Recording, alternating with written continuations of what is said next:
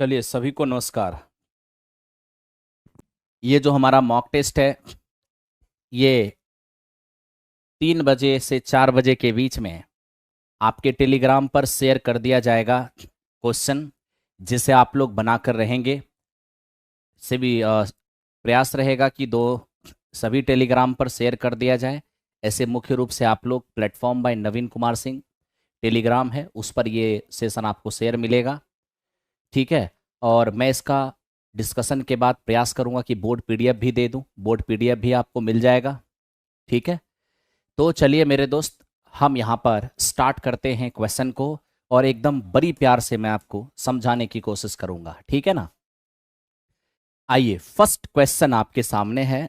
दो पर्यटक बस दो टूरिस्ट बस है जो एक ही पॉइंट से प्रस्थान करती है और 90 डिग्री का एंगल बनाते हुए दो सड़क है जिस पर 48 और 36 किलोमीटर पर आवर की चाल से ये चल रही है। 15 सेकेंड के बाद दोनों बसों के बीच का क्या डिस्टेंस होगा। अब मेरे दोस्त देखिए, 90 डिग्री बनाते हुए दो सड़क है। ठीक है। 90 डिग्री का एंगल बनाते हुए दो सड़क है। दो बस इसी पॉइंट से, एक इस सड़क पर और एक इस सड़क पर चलना स्टार्ट की है। ठीक है। और हमें क्या कह रहा है, 15 सेकेंड चलने के बाद डिस्टेंस क्या होगा। अब ये देखिए, 48 किलोमीटर पर आवर की स्पीड से जो मेरे दोस्त बस चलना स्टार्ट की है, जब वो 15 सेकेंड चलेगी तो कितना दूरी तय करेगी। तो सबसे पहले किलोमीटर पर आवर को मीटर पर सेकेंड में आप चेंज कर दो। ठीक है। आप कितना सेकेंड तक चलाने की बात कर रहे हो, 15 सेकेंड तक, तो चलो 15 सेकेंड तक चला लेते हैं। तो यहाँ से हम देख पाएंगे कि मेरे दोस्त ये 6 3 18 और 6 8 48, और 3 से मेरे दोस्त इसे 5 टाइम्स कितना हो जाएगा, 5 5 25 25 8 200, यानी कि आप 200 मीटर 15 सेकेंड में 200 मीटर की दूरी आप ट्रेवल करके, ये एक बस मेरे दोस्त आपको यहाँ पे नजर आएगी। ठीक है। और दूसरा बस 36 किलोमीटर पर आवर की स्पीड से, यानी कि 36 किलोमीटर पर आवर की स्पीड से अगर ये 15 सेकेंड तक चली हो, तो इसे भी आप मीटर पर सेकेंड में कन्वर्ट कर लो। जैसे ही आप यहाँ सॉल्व करोगे 18 दूनी 36, तो ये हो जाएगा आपका 150 मीटर। ठीक है। तो 150 मीटर का डिस्टेंस ट्रेवल करके दूसरा बस आपको यहाँ पर मिलेगा। ठीक है मेरे दोस्त। अब ये बताओ, पहला बस यहाँ पर है, दूसरा बस यहाँ पर है, हमसे यही तो कहा कि दोनों बस के बीच का डिस्टेंस क्या होगा।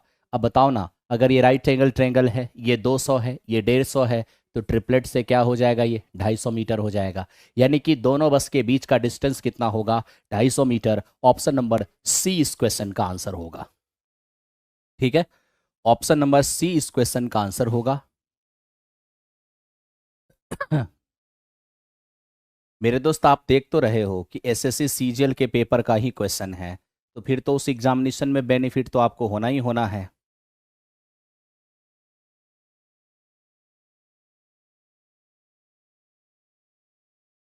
हो गया। आइए, ये था हमारा फर्स्ट क्वेश्चन।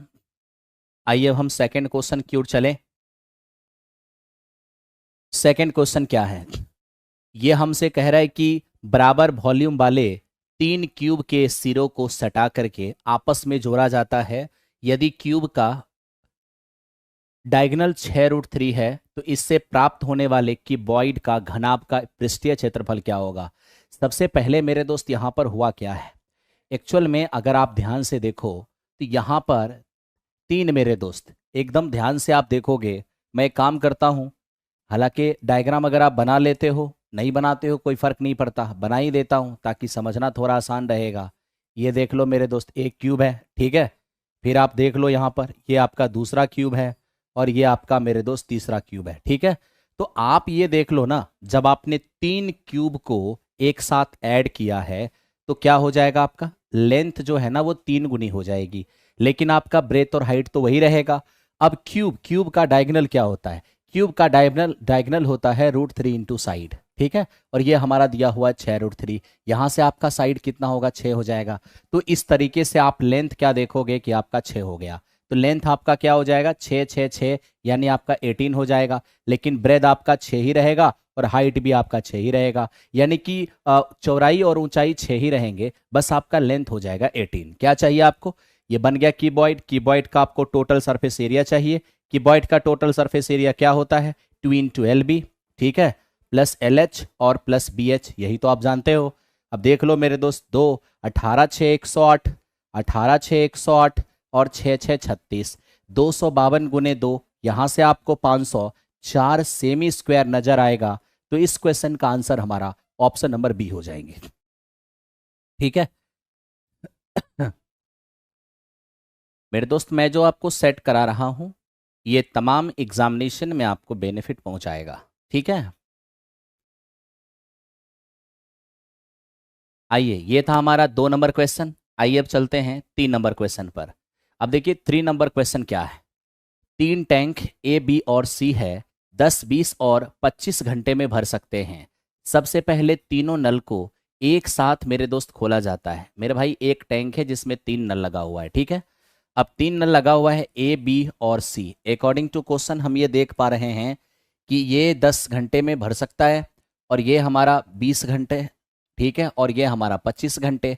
अब ये देखो, तीनों के तीनों यहाँ पर क्या हैं? फिलिंग टैप हैं, भरने वाले हैं। तो 10 घंटे, 20 घंटे और 25 घंटे में जो टैंक भर सकती है उस टैंक का क्या कैपेसिटी होगा? तो इनका एलसीएम 100 होगा उस टैंक की कैपेसिटी, ठीक है। अब क्वेश्चन हमसे क्या कहा? क्वेश्चन कहा कि देखो, आप तीनों को एक साथ चलाओ और 2 घंटे के बाद सी को बंद कर दो, ठीक है। अब मेरे दोस्त, अगर 10 घंटे में 100 भरेंगे, 1 घंटे में 10, 20 घंटे में 100 भरेंगे, 1 घंटे में 5, 25 घंटे में 100 भरेंगे, 1 घंटे में 4। अगर मैं सभी को एक साथ चलाऊं, 10 5 15 4 19, तो तीनों मिलकर 1 घंटे में 19 भरेंगे। अगर मैं 2 घंटे चला दूं तब तो ये 38 भर चुके होंगे, बिल्कुल। इसके बाद क्या कहा कि सर अब सी को बंद कर दो। सी को बंद कर दो, लेकिन ए और बी चलते रहेंगे। इनिशियल से 4 घंटे के बाद बी को भी बंद कर दो। अब आपको ये बात पता है कि यहाँ पर हमने क्या किया था? तीनों को मेरे दोस्त 2 घंटे के लिए चलाया था, ठीक है। अब 2 घंटे के लिए तीनों चल लिए, उसके बाद सी को बंद कर दिया गया, लेकिन ए बी अभी भी चलता रहा और शुरू से 4 घंटे के बाद बी को बंद कर दिया गया। अब शुरू से 4 घंटे की बात करोगे तो बी 2 घंटे यहाँ चल चुका है, इसका मतलब बी 2 घंटे और चलेंगे। कहोगे हाँ जी सर, तो बी 2 घंटे और चलेंगे। तो मेरे मित्र यहाँ पर अगर मैं देख लूँ, ये 38 हो जाएगा, तो 5 दूनी 10 हो गया। कहोगे हाँ सर, तो भाई 38 यहाँ पे भर चुके हैं, 10 यहाँ पर भर चुके हैं, यानी आपका 48 भर चुका है, ठीक है। बाकी क्या बोला? बाकी पूरा का पूरा ए ने भरा है। तो अगर 48 मेरा भरा गया है, तब तो यहाँ पर बाकी कितना है? 100 में 48 हटा दो, 52 बाकी है। तो इस 52 को ए ने मेरे दोस्त पूरा पूरा भरा होगा। तो 52 को ए ने यहाँ पर भरा, लेकिन क्या यहाँ पर ए नहीं चला 2 घंटे? बिल्कुल चला है। तो यहाँ भी ए 2 घंटे चला, 1 घंटे में 10 भरता है, तब तो 2 घंटे यहाँ चला होगा, तब तो 20 भरा होगा। अरे बोलो हाँ या ना।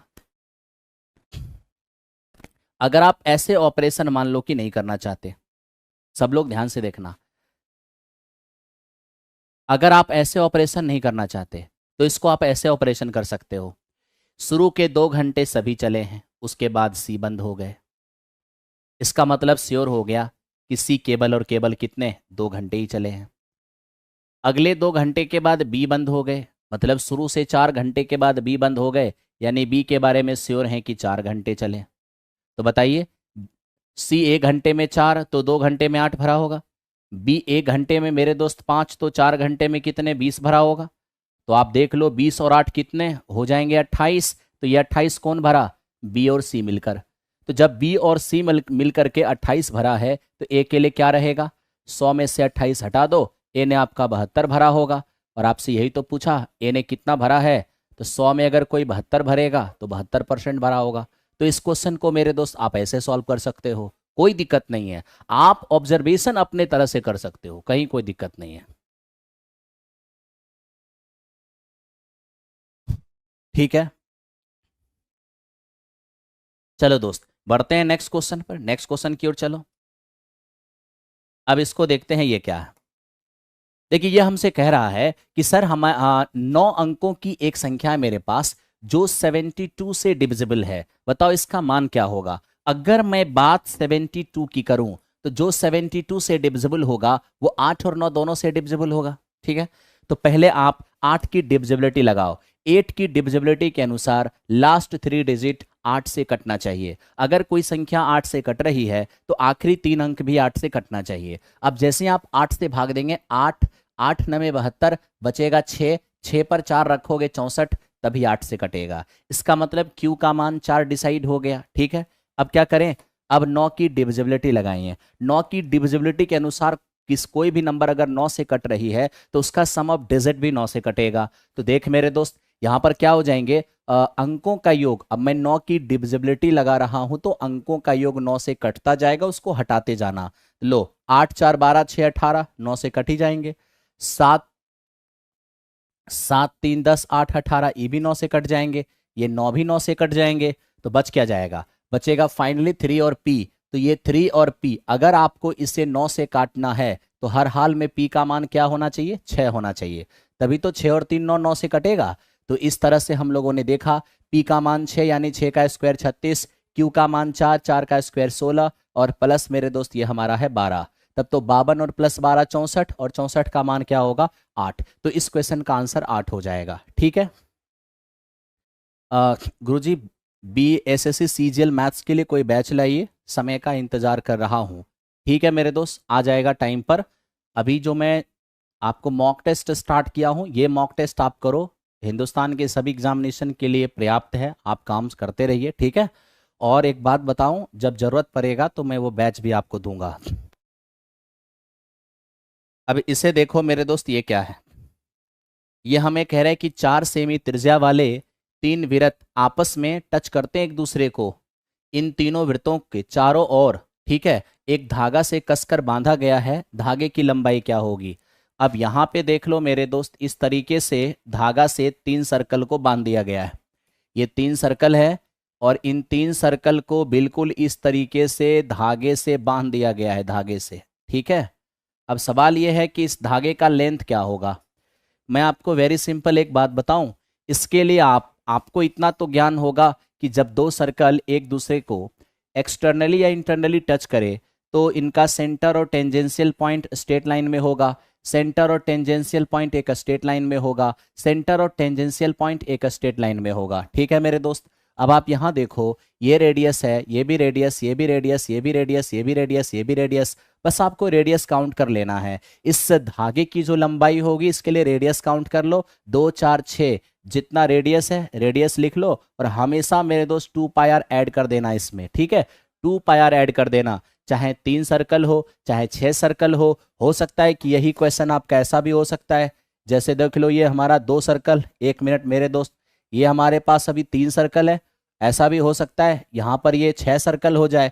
और यहाँ भी अगर किसी ने आपसे धागे की लेंथ पूछ लिया ना, तो घबराने की कोई बात नहीं है। बस आपको यहाँ पर मेरे दोस्त रेडियस काउंट कर लेना है। अब देखिए हम रेडियस कैसे काउंट करते हैं। ये आर हो गया, ये आर, ये आर, और ये भी आर। तो मेरे दोस्त यहाँ पर 4R 4R 4R, सीधा सीधा क्या हो जाएगा, 12R, और 2 पाई आर इसमें हमेशा ऐड कर देना है। ठीक है, बस धागे की लंबाई आ जाएगा। अभी देख लो, आर का मान 4 है तो ये 6 4 24 हो जाएगा। 2 पाई और आर का मान 4 है तो 8 हो जाएगा, यानी कि 24 + 8 पाई हो जाएगा इस क्वेश्चन का आंसर। आप में से जिस भाई ने भी निकाला होगा उसका बिल्कुल सही रहा होगा। ठीक है, ऑप्शन नंबर ए इस क्वेश्चन का आंसर हो गया। बहुत लोग सी निकाल रहे हैं, कोई लोग कुछ निकाल रहे हैं, कोई कुछ निकाल रहे हैं। ठीक है, चलो आइए अब हम क्वेश्चन नंबर 6 की ओर चलते हैं। 6 नंबर क्वेश्चन क्या है देखते हैं इसको। 2 उम्मीदवार P और Q एक चुनाव लड़ा, ठीक है, और पंजीकृत मतदाताओं में से यानी रजिस्टर्ड वोटर्स में से 70% वोटर्स ने P को अपना मैंडेट देने का बात किया है। और ध्यान देना, अब बताओ मेरे दोस्त, जितने भी रजिस्टर्ड वोटर्स होंगे उनमें 70% अगर P के सपोर्टर हैं तब तो Q के सपोर्टर 30% होंगे। बिल्कुल, तो लीजिए ये P है और ये अपना Q है। मान लेते हैं टोटल रजिस्टर्ड वोटर्स हैं 100। अब 100 का 70% यानी 70 P के सपोर्टर हैं, तब तो बच गए 30, ये Q के सपोर्टर होंगे। हाँ या ना, आपको हो गया आंसर। अब आगे हम देख रहे हैं, कह रहा है कि P के 60% सपोर्टर और Q के 30% सपोर्टर से उम्मीद की जाती है कि वे अपना वोट P को देंगे। तो बताओ कितने प्रतिशत रजिस्टर्ड वोटर्स ने P को अपना वोट दिया। अब देखो P को सबसे पहले वोट दिया किसने, तो कहा पी के सपोर्टर का 60% पी को दिया है, साथ ही साथ क्यू के सपोर्टर्स का, है ना, क्यू के सपोर्टर्स का कितना मेरे दोस्त, तो क्यू के सपोर्टर्स का मैं देख पा रहा हूं 30%, ठीक है। तो पी का अपना सपोर्टर जो है उसका 60% वोट दिया और क्यू के जो सपोर्टर्स हैं उनका 30%, इन्होंने पी को वोट दे दिया। तो पी को टोटल मिल कितने गए, ये 42 + 9 यानी कि 51। तो हम यहां से देख पा रहे हैं कि टोटल 51 मिला है पी को वोट, ठीक है। तो टोटल रजिस्टर्ड वोट मैंने क्या माना था 100, अब 100 में इसको 51 मिलेगा, इसका क्या मतलब हुआ 51%, यानी टोटल रजिस्टर्ड वोटर्स का 51% किसको मिल गया, ये आपको पी को मिल गया।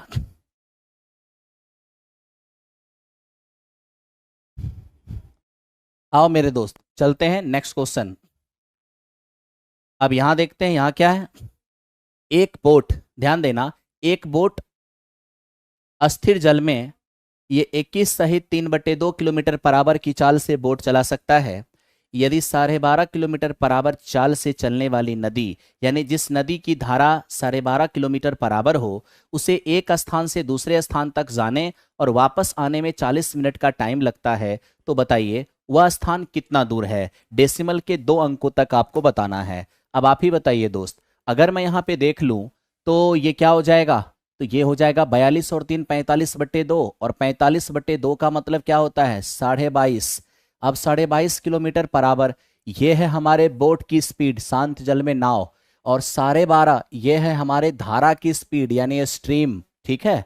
तो मैं आपसे एक सवाल पूछता हूं, एक डिस्टेंस है जिसको ये डाउन स्ट्रीम में जा रहा है और वही डिस्टेंस है जिसको ये अप स्ट्रीम में वापस आ रहा है, यानी कि धारा की दिशा में जा रहा है और धारा की दिशा में वापस आ रहा है। जब ये धारा की दिशा में मेरे दोस्त वापस जा रहा होगा, ठीक है, और यह वापस आ रहा होगा, धारा की दिशा में जब ये जाएगा तो मेरे दोस्त क्या स्पीड काम करेगा, नाव प्लस धारा, तो 22 और 12 34 एक 35, तो यहाँ 35 की स्पीड काम करेगा। और जब ये धारा के विपरीत रिटर्न आ रहा होगा तो नाव माइनस धारा, यहां पर इसकी स्पीड 10 काम कर रहा होगा। तो आप ही बताओ दूरी बटे चाल समय, दूरी बटे चाल समय, जाने और वापस आने का टोटल टाइम क्या है, तो टोटल टाइम मैं देख रहा हूं 40 मिनट। आप मिनट को आवर में चेंज कर लो, यानी 60 से आप इसमें भाग दे दो, ठीक है। अब यहां आप जैसे ही एलसीएम लोगे तो मेरे दोस्त 70 आपका एलसीएम होगा, ये कितने हो जाएंगे, ये आपका 2D हो जाएगा, और ये कितने हो जाएंगे, तो यहां पर मैं देख पा रहा हूं 7D हो जाएगा बराबर, ठीक है। और ये कितने हो जाएंगे हमारा 2/3। अब यहां से हम देखें तो क्या हो जाएगा 9D, ठीक है, 9D और बराबर ये 2/3 है, तो सीधा सीधा D बराबर निकाल लो ना, तो ये हो जाएगा हमारा 140, और ये 9 या 27, नीचे 27 हो जाएगा, तो फाइनली हो जाएगा 27 बचे 135, रिमाइंडर रहेंगे 5। तो इतना किलोमीटर यही हमारा डिस्टेंस हो जाएगा। ऑप्शन नंबर ए इस क्वेश्चन का आंसर हो जाएगा। ऑप्शन नंबर ए इस क्वेश्चन का आंसर होगा। देखो ये मॉक टेस्ट मैंने आज स्टार्ट किया है, इसको आपको जन जन में फैलाना आपका काम है, एकदम पूरा इसको वायरल कर देना आप लोग अपने अपने फेसबुक, अपने अपने व्हाट्सएप ग्रुप पर, ताकि मैं अगले दिन से और बेहतरीन बेहतरीन क्वेश्चन सेट करके आपके सामने आ जाऊं, ठीक है। आओ चलते हैं नेक्स्ट क्वेश्चन की ओर। देखो ये क्या है, कह रहा है एक कुत्ते ने एक बिल्ली को 280 मीटर की दूरी पर देखा, बिल्ली 10 किलोमीटर बराबर की स्पीड से दौड़ने लगी और कुत्ता 24 किलोमीटर बराबर की स्पीड से दौड़ने लग गया, ठीक है। बताओ कुत्ता बिल्ली को पकड़ने में कितना टाइम लेगा। अब मेरे दोस्त देखो, डॉग यहां पर है और बिल्ली कहां पर है, डॉग यहां पर है और बिल्ली का जो पोजीशन है वो इससे 280 मीटर आगे है, ठीक है। तो डॉग अगर बिल्ली को पकड़ना चाहेगा तो उसके लिए क्या टाइम लगेगा, तो मेरे दोस्त यही जो बीच का गैप है, इसी गैप को उसे कंप्लीट करना होगा, यानी 280 मीटर की दूरी ट्रेवल करना होगा, ठीक है। और दो स्पीड एक ही डायरेक्शन में जा रहे तो घट के काम करेगा, कुत्ता 24 की स्पीड से, बिल्ली 10 की स्पीड से, यानी मेरे दोस्त रिलेटिव स्पीड यहाँ 14 काम करेगा, दोनों का स्पीड घटकर काम करेगा, ठीक है। अब ये किलोमीटर पर आवर को मीटर पर सेकेंड में चेंज कर दो, जैसे ही आप चेंज करोगे 5/18 से गुना करोगे, इसे डिवाइड करोगे, यहां आपको क्या नजर आएगा 72 मिनट। अब 72 मिनट नहीं, सॉरी, 5/18 से गुना किए तो मीटर पर सेकेंड ना, मीटर से मीटर चला गया, यानी ये सेकेंड आ गया। अब यहां पर 72 सेकेंड किस ऑप्शन में है? तो मिनट को सेकंड में बदल दो, आपको यहीं पे दिख रहा है, यहीं पर तो आपको दिख रहा है 72 सेकंड दिख रहा है, यही मेरा आंसर हो गया। या आप इसको बदल लो मिनट में, ठीक है, क्या ही फर्क पड़ता है, बस किसी तरह से हमारा आंसर होना चाहिए।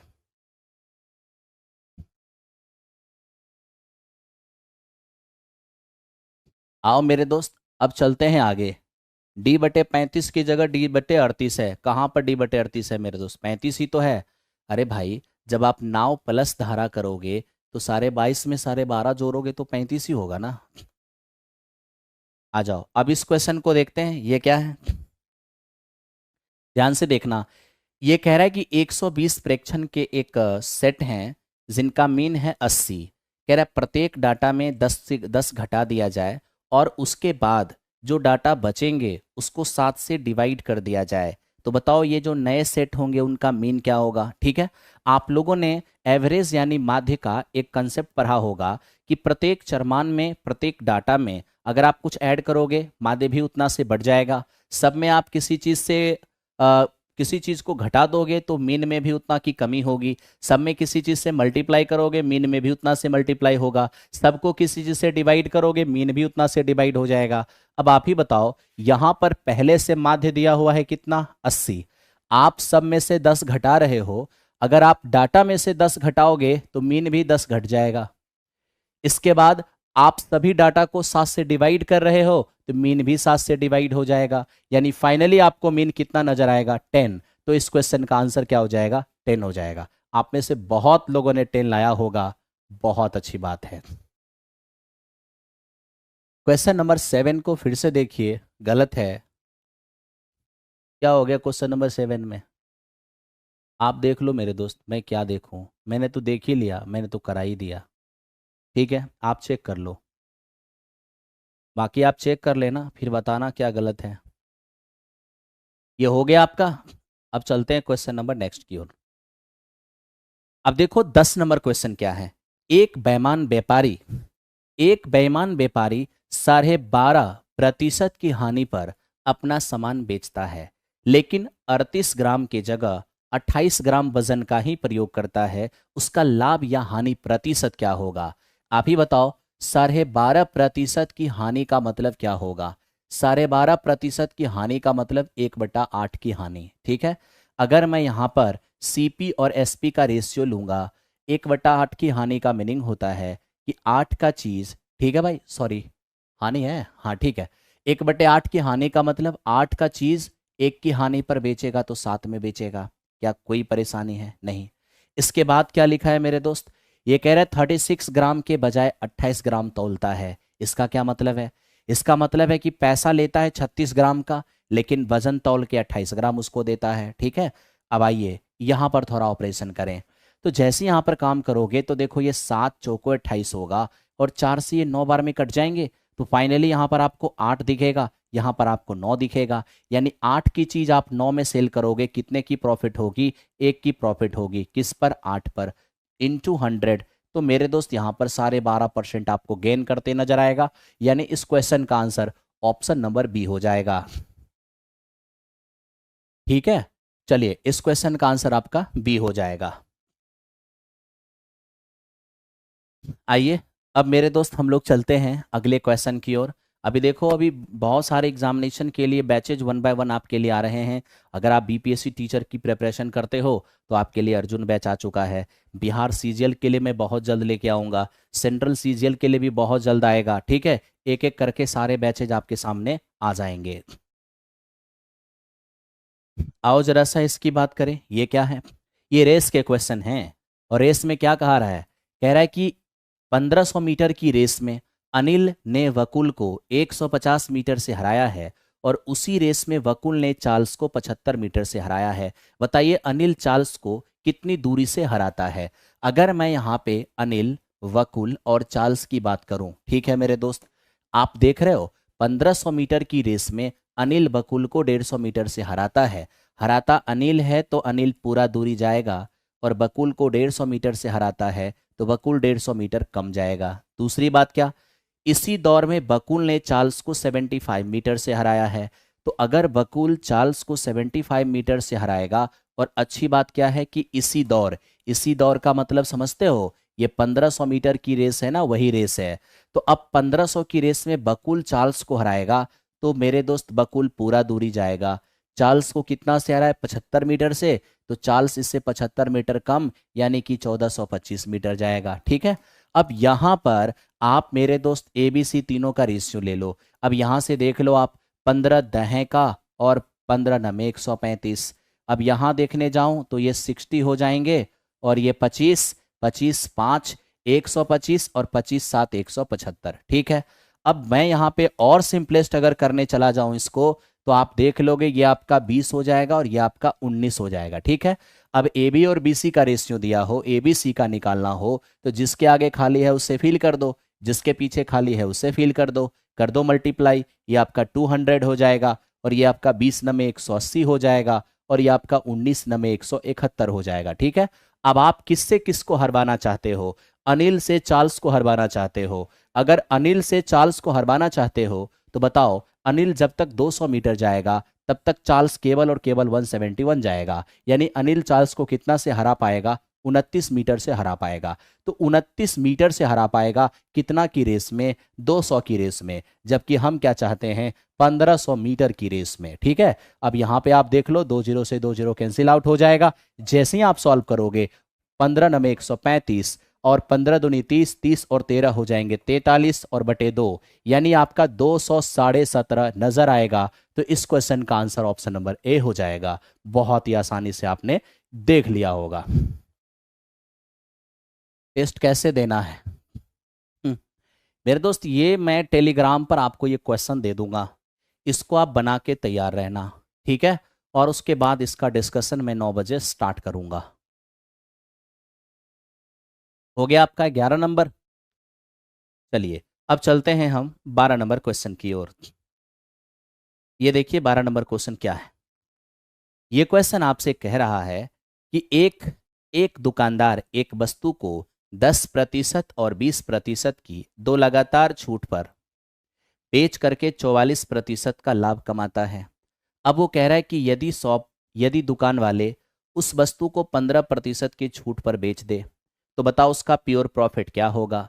अब मैं आपसे एक चीज बताता हूं कि ये 10% और 20% के दो लगातार इंक्रीज का, अगर आप सक्सेसिव, सॉरी, ये दो लगातार डिस्काउंट है, तो 10 और 20 के दो लगातार डिस्काउंट का आप अगर सक्सेसिव डिस्काउंट निकालोगे तो ये आपको 28% नजर आएगा। क्यों? क्योंकि आपने पढ़ा होगा दो लगातार डिस्काउंट का सक्सेसिव डिस्काउंट क्या होता है, आप सभी को पता होगा, x प्लस वाई और minus x into y upon 100। यहां से आपने 28 देख लिया है। ठीक है, तो 28 जो है ना आपका सक्सेसिव डिस्काउंट है, यानी कि ये आपका एकल छूट है, ये आपका समतुल्य छूट है। ठीक है, आपने कंसेप्ट पढ़ा होगा, अगर किसी वस्तु के एमआरपी पर 28% की छूट देने से 44% की प्रॉफिट होती है, तो सबको ये बात पता है कि डिस्काउंट देने से अगर प्रॉफिट होता हो तो इस कंडीशन में सीपी और एमपी का रेशियो होता है 100 माइनस डिस्काउंट परसेंट से सीपी हो जाता है, और 100 प्लस प्रॉफिट परसेंट से ये आपका एमपी हो जाता है। अब आप ही बताइए, 28% की आप सिंगल डिस्काउंट देंगे तो 44% की प्रॉफिट होगी, तो 100 माइनस डिस्काउंट करेंगे तो 100 माइनस ये 28 हो जाएगा, और यहाँ पर 100 प्लस प्रॉफिट आपका 44 का है। अगर देखने जाएं तो ये 72 और ये 144, यानी कि ये आपका 1:2 क्या हो गया, 2 हो गया, 1:2, यानी सीपी से डबल हमारा एमपी है, सीपी से डबल हमारा एमपी है। अगर मेरे दोस्त हमें यहाँ ज़रूरत पड़ेगी तो मैं इसे 100-200 कर लूँगा। क्यों? क्योंकि हो सकता है कि आगे इस पर परसेंटेज एक्शन करने को दिया हो, और बिल्कुल दिया हुआ भी है। कह क्या रहा है कि यदि वो दुकानदार 15% का छूट दे दे, आप ही बताओ, अगर 200 की एमआरपी पर कोई 15% की छूट देगा तो 200 का 15 क्या हो जाएगा, 30। 200 का 15% 30।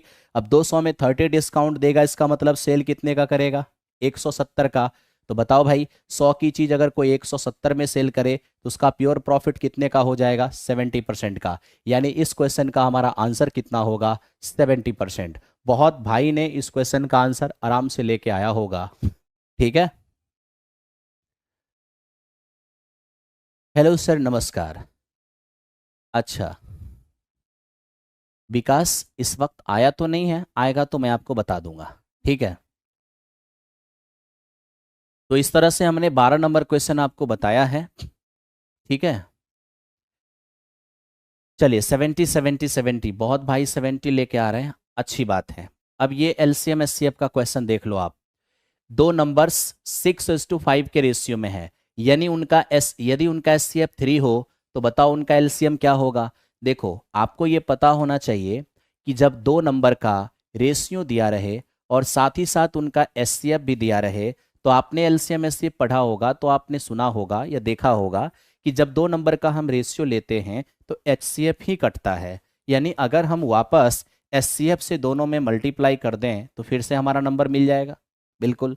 अब क्या चाहिए मुझे, मुझे तो चाहिए एलसीएम। एलसीएम कैसे फाइंड होगा, तो जो दोनों में कॉमन आएंगे आप उन्हें कॉमन कर लीजिए, जो कॉमन नहीं आएंगे आप उनसे मल्टीप्लाई कर दीजिए। तो फाइनली आप क्या देखोगे यहाँ पे, तो फाइनली आप यही देखोगे कि ये आपका 30 30 या 90 आ जाएंगे, ठीक है। तो आंसर आपका 90 हो गया।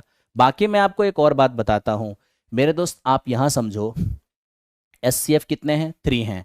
एचसीएफ का मल्टीपल नंबर्स भी होते हैं और एचसीएफ का मल्टीपल्स एलसीएम भी होते हैं। यानी एचसीएफ जो है वो एलसीएम का फैक्टर होता है, यानी एनी हाउ एचसीएफ एलसीएम को डिवाइड करेगा।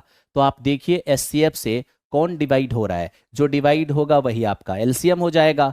तो एचसीएफ है 3, जो 64 को डिवाइड नहीं करेगा, 110 को भी नहीं करेगा, 80 को भी नहीं करेगा, सिर्फ और सिर्फ 90 को करेगा। इसलिए इस क्वेश्चन का आंसर आपका 90 हो गया है, ठीक है। चलिए बहुत भाई बिल्कुल बिल्कुल 90 लेके आ रहे हैं। निवास कुमार ऐसा नहीं है मेरे दोस्त, ज्ञान गुरुकुल और प्लेटफॉर्म बाय नवीन कुमार सिंह एक साथ हो गया है, ठीक है। तो मैं अब नवीन सर के साथ काम करता हूँ, इसलिए आप ऐसा ना सोचें, ठीक है। ना कोई बंद होता है, ना ही कुछ भी होता है। अमरजीत कुमार जिंदा है। मैथमेटिक्स आपके लिए जिंदा है ना। बस आपको काम करते रहना है, बढ़ते रहना है। ये सब कोई अगर आपको कह रहा हो तो ये गलत बात है, ठीक है। चलिए निवास, बाकी कोई दिक्कत हो तो आप बताओ। आइए बात करें हम लोग यहाँ पर। मेरे दोस्त एक महिला, ध्यान देना, एक महिला का व्यय और बचत का अनुपात 5:1 है। यदि उसकी आय और व्यय में क्रमशः 10% और 20% की वृद्धि की जाती है तो उसकी बचत में परिवर्तन प्रतिशत क्या होगा, प्रतिशत परिवर्तन क्या होगा। मेरे दोस्त आपने एक चीज़ तो सुना ही होगा और आप काम भी कर रहे हो, क्या एक्सपेंडिचर में अगर आप सेविंग्स को ऐड करोगे तो क्या ये आपका इनकम नहीं बन जाएगा, बिल्कुल बन जाएगा। अरे खर्च में जब हम बचत ऐड करेंगे तो इनकम तो बन ही जाएगा, ठीक है। अब यहाँ देख लीजिए, ये जो हमारा 5:1 है, क्या हम इसको 500 और 100 तो कर ही सकते हैं, बिल्कुल बिल्कुल। अब ये देखो, ये 500 आपका एक्सपेंडिचर है, ठीक है, और आपका सेविंग्स कितना 100। तो बताओ भाई, अगर कोई 500 खर्च करके 100 बचा लेता हो तो उसका इनकम क्या रहेगा, तो उसका इनकम 600 रहेगा। बोलिए रहेगा कि नहीं। 500 खर्च करके 100 बचा लेता हो तो इनकम तो 600 हो जाएंगे, कहोगे हाँ। अब क्या हो रहा है दोस्त, यहाँ पर इनकम में 10% की वृद्धि हो रही है। इनकम को 10% से इंक्रीज करोगे तो ये आपका 660 हो जाएगा। और क्या कह रहा है, खर्च को 20% से इंक्रीज कर दो। अगर खर्च को आप 20% से इंक्रीज करोगे, 500 का 20% 100 होता है, 100 बढ़ा दोगे तो आपका 600 हो जाएगा। आप खुद ही सोच लो, क्या कि मैं 600 खर्च करता हूँ जबकि मेरा इनकम 660 है। अब 660 की इनकम में 600 खर्च ही कर दूंगा तो मेरा बचत क्या होगा, 60 हो जाएगा। आप ही बताओ बचत के साथ क्या हो गया, पहले सेविंग्स 100 था, अब हमारा 60 है, यानी सेविंग्स में 40% की कमी हो गई। तो सीधा सीधा हम कह देंगे कि सेविंग्स में 40% की कमी हो गई। आप में से जिनका भी 40% आया होगा बिल्कुल सही रहा होगा। हाँ डी डी डी, बिल्कुल डी इस क्वेश्चन का आंसर है। आइए अब चलते हैं 15 नंबर क्वेश्चन की ओर। मेरे दोस्त ये आप सबों के लिए इंग्लिश, आपके जो भी इर्द गिर्द बीपीएससी टीआरई 4.0 की तैयारी करते हो और अगर उनका सब्जेक्ट इंग्लिश होगा तो आप उन्हें ज़रूर बताइएगा कि प्लेटफॉर्म बाय नवीन कुमार सिंह एप्लीकेशन पर चौहान सर का बैच 12 अगस्त से ठीक है, तो 12 अगस्त से चौहान सर का बैच आ रहा है। ठीक है, तो आपके जो भी साथी जो भी मित्र होंगे, आप एकदम श्योर सिलेक्शन के लिए इस बैच के अंदर ज्वाइन करके अपनी तैयारी को वो अंतिम रूप देंगे। ठीक है, क्योंकि अगर आप सर के साथ जुड़ते हो, ठीक है, और यदि सर का आप क्लास देखना चाहते हो तो इस यूट्यूब चैनल पर भी सर का ढेर सारा क्लास है, प्लेटफॉर्म टीचर वाले यूट्यूब चैनल पर भी ढेर सारा क्लास है, आप क्लास भी देख सकते हो। ठीक है, तो एकदम साउंड क्लियर, कंसेप्ट क्लियर, दोनों ही चीज़ आपको क्लियर मिलेंगे। आप एक बार करके देखना। और अभी 3.0 का रिजल्ट आने वाला है। सर ने इतना शानदार पढ़ाया है कि जैसे ही रिजल्ट आएगा वैसे ही आपको दिख जाएगा कि प्लेटफॉर्म बाय नवीन कुमार सिंह की क्या क्वालिटी है, और प्लेटफॉर्म बाय नवीन कुमार सिंह के साथ चौहान सर काम कर रहे हैं, आपको गाइड कर रहे हैं, और सर की क्या क्वालिटी है वो भी रिजल्ट के बाद आपको पता चल जाएगा। बाकी आप वीडियो देख के भी देख सकते हो। ठीक है, तो आप लोग सभी लोग जुड़कर इस बैच में तैयारी करना जम के।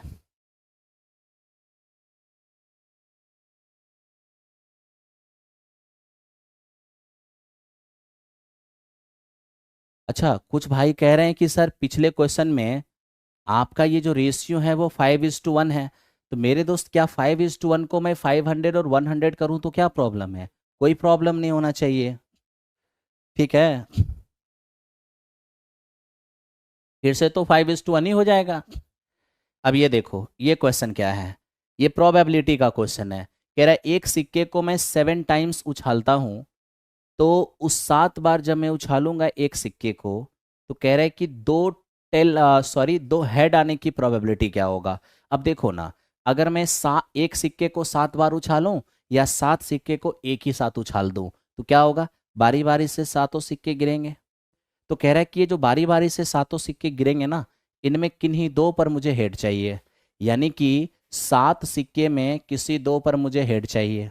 ठीक है भाई, तो मेरे अनुकूल इवेंट तो यही हो जाएगा, और बटा टोटल इवेंट, एक सिक्का को उछालूं तो 2 इवेंट होगा, 7 सिक्के को उछालूंगा तो टोटल 2 की पावर 7 इवेंट हो जाएगा। ठीक है, तो ये न्यूमरेटर में क्या होगा, ये देखोगे 21 हो जाएगा, और यहाँ पर आपका 128, यानी इस क्वेश्चन का आंसर ऑप्शन नंबर बी हो जाएगा। ठीक है, ऑप्शन नंबर बी। मेरे दोस्त, अगर आप में से कोई बीपीएससी की प्रिपरेशन कर रहे हो और टीआरई 4.0 मैथ्स की बात कर रहे हो, आ चुका है, महाभारत बैच है, आप जा करके आराम से बैच के अंदर ज्वाइन करके तैयारी शुरू कर दो। 29 जुलाई से मैंने बैच स्टार्ट कर दिया है। चलिए आगे बढ़ते हैं। इसको देखिए, ये क्या है, यहाँ ध्यान से मेरे दोस्त देखना। एक त्रिकोण पी क्यू आर के आंतरिक कोण के द्विभाजक ओ पर मिलते हैं। अगर कोण पी क्यू आर बराबर 60, पी आर क्यू हमारा 20 है, तो बताओ कोण द्विभाजक द्वारा, ठीक है, ये पॉइंट ओ पर जो एंगल बन रहे हैं उस एंगल, ठीक है, ओ पॉइंट ओ पर बनाए गए सबसे बड़े कोण का मान क्या होगा। आप सब जानते हो कि अगर कोई ट्रेंगल इस तरह से हमारे पास पी क्यू और मेरे दोस्त आर है, पी क्यू आर, ठीक है। अब ये देख लो यहाँ पर, P का इंटीरियर एंगल बाइसेक्टर और R का भी इंटीरियर एंगल बाइसेक्टर, ये दोनों ही एंगल बाइसेक्टर मित्र ये जिस पॉइंट पर मिलता है, ठीक है, इस पॉइंट पर जो एंगल बनेंगे, ये एंगल इन सेंटर पर बना हुआ एंगल होता है, जो 90 प्लस वर्टेक्स एंगल का हाफ हो जाएगा। तो 90 प्लस ये P/2 हो जाएगा। पहले आपको पता है कि ये आपका 60 है और ये आपका मेरे दोस्त 20 है। ट्रायंगल के तीनों एंगल का सम 180 होता है, जिसमें ये दोनों मिलकर 80 है, तो ये कन्फर्म 100 हो जाएगा। तो यहाँ पर क्या हो जाएंगे, 90 प्लस 100/2, आप आराम से कह सकते हो कि ये हमारा 140 हो जाएगा। कितना? 140। तो इस तरह से 140 इस क्वेश्चन का आंसर हो गया। आप सबों ने इस क्वेश्चन को किया होगा, बहुत ही आसान क्वेश्चन है ये। ठीक है, आनंद कुमार क्या कह रहे हैं, 21 कैसे? कहाँ पर 21 कैसे हो गया मेरे दोस्त? अरे भाई, आपको सॉल्व करने नहीं आता, सॉल्व तो किए ही होंगे आप। अब देखो, आपको ये बात पता होगा कि NC2 क्या होता है, n×n-1/2, यही तो होता है, हैं? तो आप यहाँ भी देख लो, 7×7-1/2। आप देखो 21 आता है कि नहीं आता है। बाकी आपने कॉम्बिनेशन पढ़ा होगा, तो इसका सॉल्यूशन तो आपको पता होना चाहिए पहले से। ठीक है, फिर भी चलो आनंद भाई, मैंने आपको बता दिया। आइए अब हम इस क्वेश्चन पे आते हैं और इसकी बात करते हैं, ठीक है। सबसे पहले आप ये देखिए कि ए बी सी डी यहाँ पर एक साइक्लिक ट्रेपेजियम है, जानते हैं। साइक्लिक ट्रेपेजियम को ही आइसोसेलेस ट्रेपेजियम के नाम से भी हम जानते हैं, ठीक है। तो साइक्लिक ट्रेपेजियम को ही आइसोसेलेस ट्रेपेजियम कहते हैं, पहले इस बात को समझो। ये जो हमारा साइक्लिक ट्रेपेजियम है इसी को हम आइसोसेलेस इसी को आइसोसेलेस ट्रेपेजियम कहते हैं, ठीक है। तो यहाँ ध्यान देना, साइक्लिक ट्रेपेजियम हमारा आइसोसेलेस ट्रेपेजियम है। और आइसोसेलेस ट्रेपेजियम की क्या खासियत है वो मैं आपको यहाँ बताऊं।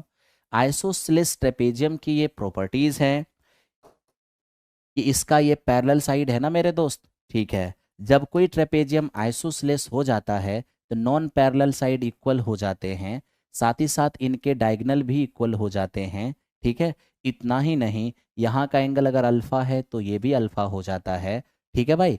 और ये जो आप यहाँ से परपेंडिकुलर आप डालोगे ना, ये परपेंडिकुलर, तो पता है क्या होगा, ये दोनों के दोनों ट्रायंगल कॉन्ग्रुएंट हो जाने के कारण ये लेंथ जो होगी वो इस लेंथ के इक्वल हो जाता है, ठीक है। ये है आइसोसेलेस ट्रेपेजियम की प्रॉपर्टीज, ठीक है। आइसोसेलेस ट्रेपेजियम में साइक्लिक ट्रेपेजियम किसको कहते हैं, जब किसी समलंब चतुर्भुज के चारों शीर्ष वृत्त के परिधि पर हो जाए तो यही हमारा साइक्लिक ट्रेपेजियम होता है। साइक्लिक ट्रेपेजियम की प्रॉपर्टीज क्या होता है मैंने वहाँ बता दिया है। अब इस फिगर को मैं इरेज कर देता हूँ, ठीक है। इससे क्या होगा कि कैलकुलेशन करने के लिए जगह मेरे पास बच जाएंगे और मैं आराम से यहाँ पे काम कर लूँगा, ठीक है। अब देखो यहाँ पर हमारे पास जो ट्रेपेजियम है वो आइसोसेलेस ट्रेपेजियम है। तो लीजिए मेरे दोस्त, मैं यहाँ पे आइसोसेलेस ट्रेपेजियम बना दिया हूँ, ठीक है। ये हमारा ए है, ये बी है, सी है और ये अपना डी है, ठीक है। अब ध्यान से देखना, ये चूंकि आइसोसेलेस ट्रेपेजियम है तो अब टाइम ज़्यादा नहीं लेंगे, ये दोनों ही हमारा इक्वल है। ए सी अगर हमारे पास कितने हैं, 37 है, तो मेरे दोस्त ए सी हमारा 37 है तो ये हमारा हो गया 37। इसमें तो प्रॉब्लम आपको नहीं होना चाहिए, बिल्कुल भी नहीं, ठीक है। एक डायगोनल 37 दिया है, साथ ही साथ आपको ए बी दिया है 13। अब देखिए ए बी अगर ये मेरा 13 है तो आप श्योर रहो कि ये भी हमारा 13 होगा, क्योंकि नॉन पैरेलल साइड इक्वल हो जाएंगे, ठीक है। इसके बाद हाइट दिया है 12, तो मेरे दोस्त यहाँ से अगर मैं यहाँ पे परपेंडिकुलर डालूंगा तो ये मेरा 12 होगा। सिर्फ यही 12 नहीं, यहाँ से यहाँ परपेंडिकुलर डालूंगा तो मित्र मेरे ये भी हमारा क्या होगा 12, क्योंकि ये भी हाइट ही होगा, ठीक है। और आपको अब यहाँ पे देख लेना थोड़ा सा, कुछ मैं बात करता हूँ। ये बताओ कि ये जो मेरा ब्लैक जो लाइन है ये अपना 37 है और ये हमारा लाइन जो है ये हमारा 12 है। तो ये अपना 37 है और ये हमारा 12 है। तो मैं पूछता हूँ मेरे दोस्त ये क्या हो जाएंगे, तो ये हमारा हो जाएगा 35। क्या हो जाएगा ये हमारा 35, ठीक है। अब ये देखिए, ये हमारा 12 है और ये हमारा 37 है, तो ये हमारा 35 हो जाएगा। क्यों, क्योंकि ट्रिपलेट से 12, 35 और 37 ट्रिपलेट है, ठीक है। अब दूसरी बात मेरे दोस्त ये भी समझो, अगर ये 13 ये 12 है तो ये कितने हो जाएंगे, 5 हो जाएंगे। और आपको पता है कि आइसोसेलेस ट्रेपेजियम में ये इसके इक्वल होते हैं। अगर यहाँ पर ये 5 हो गया तो मेरे दोस्त ये भी हमारा क्या हो जाएगा, ये भी हमारा 5 हो जाएगा, ठीक है। अब ये देखो, ये 35 और ये 5, तो 35 और 5 40। अब पूरा 40 में अगर ये 5 5 10 तो ये क्या हो जाएगा 30, और ये 30 होंगे तो ये क्या हो जाएगा 30 हो जाएगा, ठीक है। क्या चाहिए मुझे तो इसकी एरिया चाहिए। अब लीजिए, अब एरिया क्या होगा किसी भी ट्रेपेजियम का, ट्रेपेजियम का एरिया होता है 1/2 सम ऑफ पैरेलल साइड। तो पैरेलल साइड क्या हो जाएगा, ये ऊपर वाला हमारा 30 हो जाएगा और नीचे वाला क्या होगा यहाँ से यहाँ तक, तो ये 35 है, ये 5 है, तो पूरा ये 40 हो जाएगा। और इनटू हाइट, तो हाइट मेरे दोस्त हमारा क्या है, ये हमारा 12 है, ठीक है। तो ये हमारा 70 है और ये हमारा 6 है, तो मेरे दोस्त ये 420 हो गया। तो इस तरह से आपने एरिया यहाँ पर फाइंड किया है 420। तो ये थे हमारा आइसोसेलेस ट्रेपेजियम की प्रॉपर्टीज।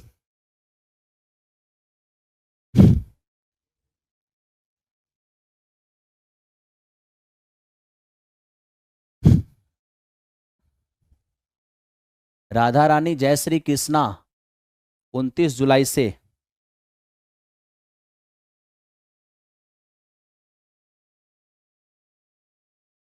हो गया ये 17 नंबर। चलो अब हम चलते हैं 18 नंबर की ओर। देखो ये 18 नंबर क्या है मेरे दोस्त, इस क्वेश्चन के अंदर देखो लिखा हुआ क्या है, चार आरोही क्रम में चार प्रमुख संख्याएं लिखी गई है। पहले 3 का प्रोडक्ट 385 है और अंतिम 3 का 1001 है। पहले और अंतिम का प्रोडक्ट क्या होगा? मेरे दोस्त इंग्लिश पढ़ो, इंग्लिश में क्या लिखा है? लिखा है कि there are 4 prime numbers written in ascending order.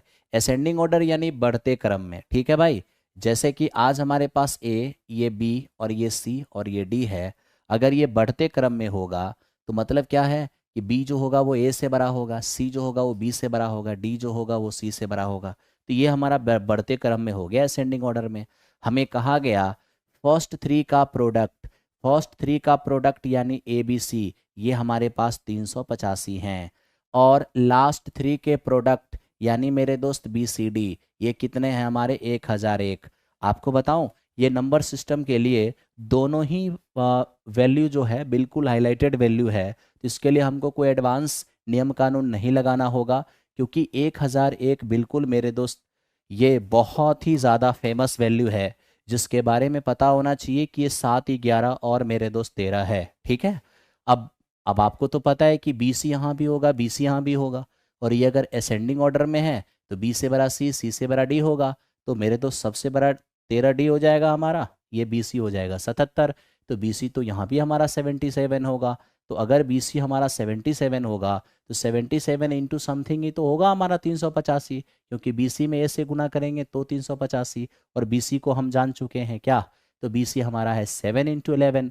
तो मेरे दोस्त यहाँ पर 7 इंटू 11 यानी कि 77। अब 77 में किससे गुना करेंगे? 385, 5 से। तो इस तरह से आपने ये देख लिया कि मेरे दोस्त 5 7 11, 7 11 13, यानी 7 11 यहाँ भी है और 7 11 यहाँ भी है। तो मेरे दोस्त बी सी का मान 7 गुने 11, बी सी का मान 7 गुने 11। लेकिन मुझे क्या चाहिए? मुझे चाहिए फर्स्ट और लास्ट। फर्स्ट हमारा ए है और लास्ट हमारा डी है। तो ए जो होगा वो सबसे छोटा प्राइम नंबर होगा और डी जो होगा वो सबसे बड़ा प्राइम नंबर होगा। तो ये 65 इस क्वेश्चन का आंसर होगा। तो आप में से जिन्होंने भी 65 लाया होगा बिल्कुल सही रहा होगा। हालांकि इतना करने की ज़रूरत नहीं थी, क्यों? क्योंकि जैसे ही मुझे लास्ट नंबर मिल गया ना, तो फर्स्ट और लास्ट का प्रोडक्ट ही तो चाहिए था। तो अगर लास्ट मेरा 13 आ गया तो 13 इंटू समथिंग यानी 13 का मल्टीपल, और 13 का मल्टीपल केवल ये था, इनमें से कोई भी 13 का मल्टीपल नहीं था। चलो मेरे दोस्त आगे बढ़ते हैं। प्रवीण कुशवाहा, क्यों इतना गुस्से में हो भाई? पूरा गुस्साने की इमोजी डाल रहे हो। क्या बात है? देखिए, अब इस क्वेश्चन पे आइए दोस्त, और देखिए ये क्या है। हमें कह रहा है कि ए एक निश्चित काम को 18 दिन में कर सकता है।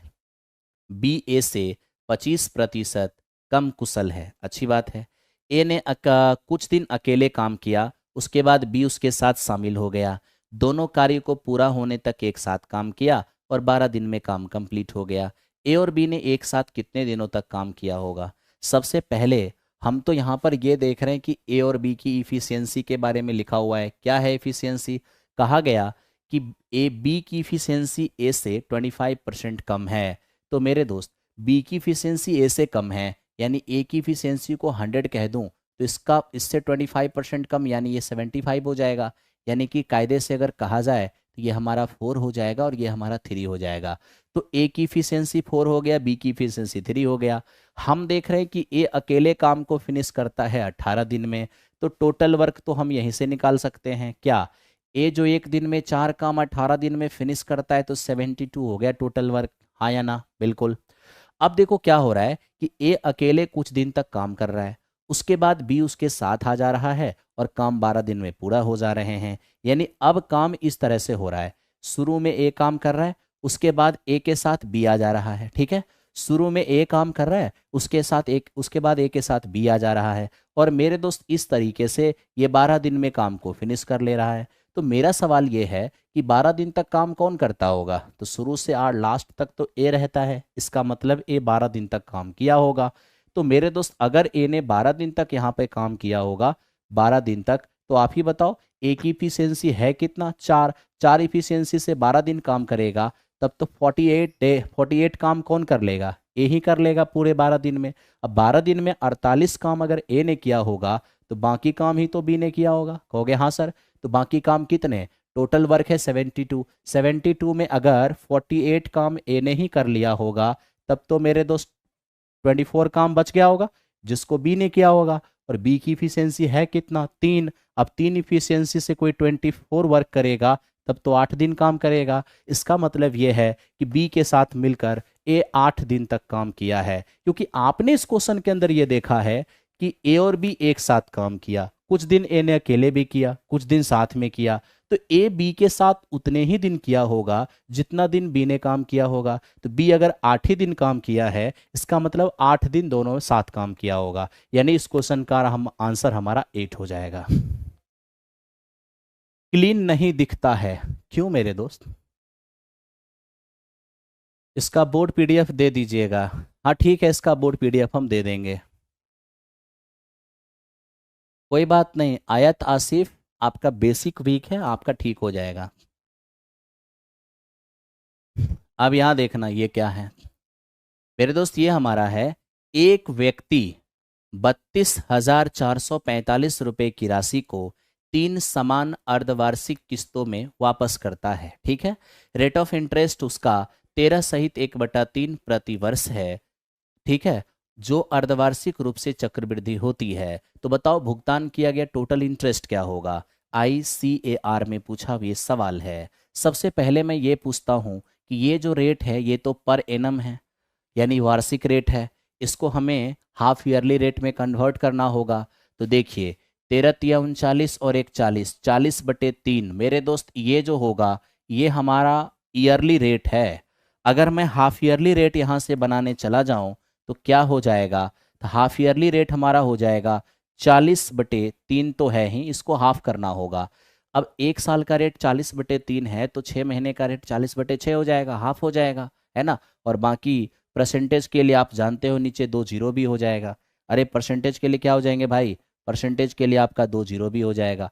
अब यहीं से सिंपलेस्ट करेंगे तो 1/15 हो जाएगा। बोलिए हाँ या ना भाई मेरे। अगर आर का मान 40/3 है, वार्षिक छमाही रेट करेंगे तो क्या होगा, 40/3 आधा हो जाएगा तो 40/6 हो जाएगा, और परसेंटेज के लिए आपका 100 हो जाएगा। यानी आप फ्रैक्शन में कन्वर्ट करोगे तो 1/, आपको 15 नजर आएगा। ठीक है, तो आप ही बताइए, जब आपका रेट, यहाँ देखिए, जब आपका रेट 1/15 काम करेगा तो आप यहाँ क्या करना, प्रिंसिपल और इंस्टॉलमेंट का रेशियो ले लेना।